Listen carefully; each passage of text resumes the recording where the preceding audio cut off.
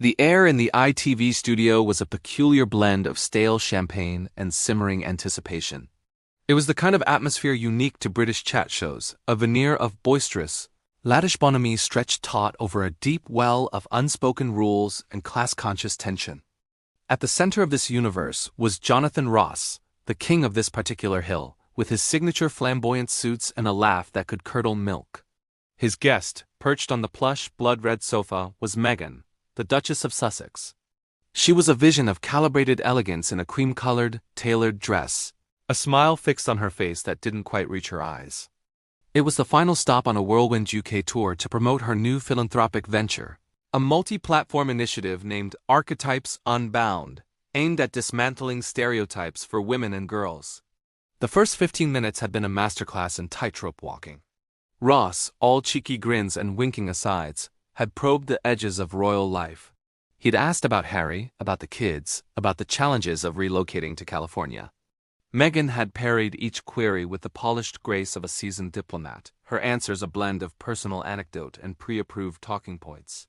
She spoke of finding one's voice, of community over institution, of the power of narrative. It was compelling, it was modern, and it was, for Ross's audience, perhaps a little too sanitized.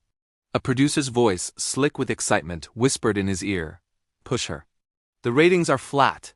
Get her to bite." Ross leaned forward, his smile shifting from cheeky to carnivorous. "So Meghan," he began, the informality a deliberate needle. "This new project of yours, Archetypes Unbound. Very impressive. Very worthy. But let's be honest, love, you're one of the most famous women in the world. You left the firm, you've told your story in a best-selling book, a Netflix series. Isn't this all just a bit of a rebrand? Trading one set of expectations for another, perhaps more lucrative set?" A nervous titter rippled through the audience. Meghan's smile remained, but it became a thing of porcelain. "Jonathan, it's about impact, not image. It's about creating a platform for voices that have been marginalized, including, at times, my own. Your own voice seems to be doing all right." Ross chuckled, a sound like gravel being shaken in a tin. "A multi-million-dollar Spotify deal, Netflix, the book. It's a hell of a platform. Some would say you've become the very institution you sought to escape. Just a shinier, more Californian version."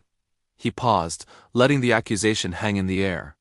"In fact, a critic in the Telegraph just this week called you, and I quote, the high priestess of performative vulnerability. What do you say to that?" The studio fell silent. This was no longer a chat, it was an ambush. Meghan's posture straightened infinitesimally. "I'd say that's a phrase often used to dismiss women who dare to speak about their experiences with any degree of emotion. It's a way of pathologizing a very human response to extraordinary circumstances. Extraordinary circumstances you chronicle in exhaustive detail," Ross shot back, his eyes glinting. "The crying, the suicidal thoughts, the family tensions, you've shared it all.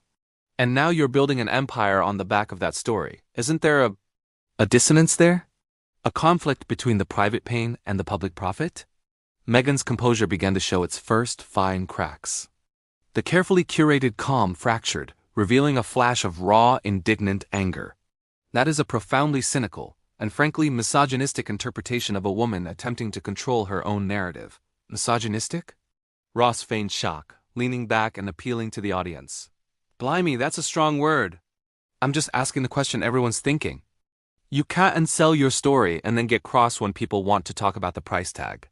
The price tag, as you so crudely put it, funds the work we are doing with Archetypes," she retorted, her voice gaining a sharp, metallic edge.